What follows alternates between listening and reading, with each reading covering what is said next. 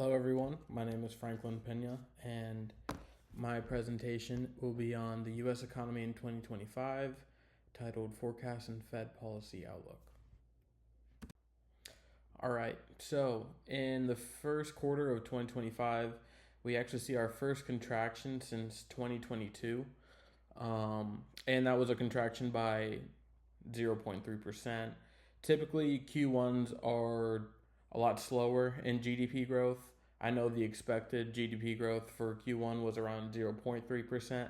So nothing too out of the ordinary here. It's usually Q1s are typically slower just because after Christmas, you know, families want to save a little more and they want to start saving up for the summer. So Q1s are typically just slower in the growth for GDP. Now, inflation sits at 2.3% currently in April, and it's been coming down pretty consistently since January, as it's at 3%, but it's still above the Federal Reserve target of 2%, and the unemployment rate is at 4.2%, and it's kind of been around that 4.2% since May 2024. So, again, nothing out of the ordinary, so not too much to be concerned about. Just obviously, definitely not too much growth at the same time. All right, here we can see the numbers that support the claims I just made in the past slide. And the top one, you can see the unemployment rate. It's been sitting around 4.0 to 4.2 for all of 2025, at least up until April, which is all the data that was available in this data box. And like I said, it's been around 4.0 since May 2024. So, about a year consistency of this. The inflation rate, as you can see, it's been going down, like I said, since January. And it's actually interesting to see that it hasn't reached 2% or less since February of 2021.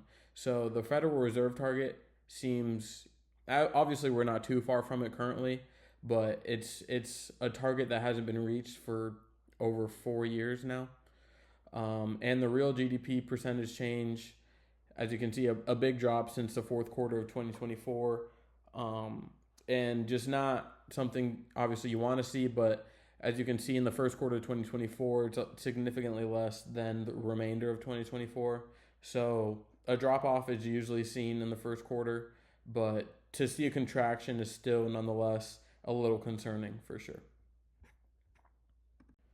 All right, so this slide points out what we expect for the remainder of 2025.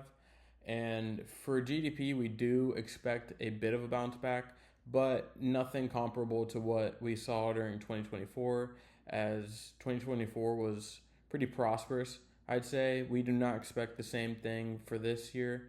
And that's just because there's just lower consumer spending, not a lot of confidence in consumers. We do expect a decrease in the amount of imports now that the tariffs are closer to being applied, and again, the consumer spending is just going to remain pretty modest. Now, with inflation, we do expect that to stay above the Federal Reserve target of 2%.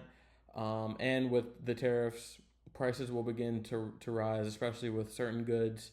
And with prices beginning to rise for the suppliers, the amount of supply will most likely fall, and that means it'll get more expensive, which will result in a little bit higher inflation. So the policy recommendation that I'm going to recommend is to begin a small business grant eligible for all small businesses that are making annually bring in under 5 million in revenue. And this is to focus on the small businesses that are going to be mainly affected by these tariffs. I can't afford certain increases in prices. And these small businesses, although they have the name small businesses, they do employ close to 45% of the U.S. workforce. And we're going to pay for these through existing TAA programs. And TAA stands for the Trade Adjustment Assistance. And the whole point of them is to provide support for citizens who have lost their jobs due to, companies needing to relieve them because the cost of imports got up, or these companies are switching to maybe foreign headquarters. And with them providing the aid that's necessary for these small businesses, they'll be saving so many jobs, like as it says, close to 200,000 jobs. And it supports these small businesses. It'll relieve them of the tariff pain. It'll for sure boost confidence in consumers and business owners. And since it's using existing funds, it won't add a lot to the debt that we already have, which is in the trillions. So I think it's a great idea. I think it'll be good for consumer confidence and to make sure the unemployment rate doesn't rise due to these tariffs and rising costs for these business owners. And here are the sources that I used for this presentation. I hope you enjoyed my presentation, and thank you for listening and watching.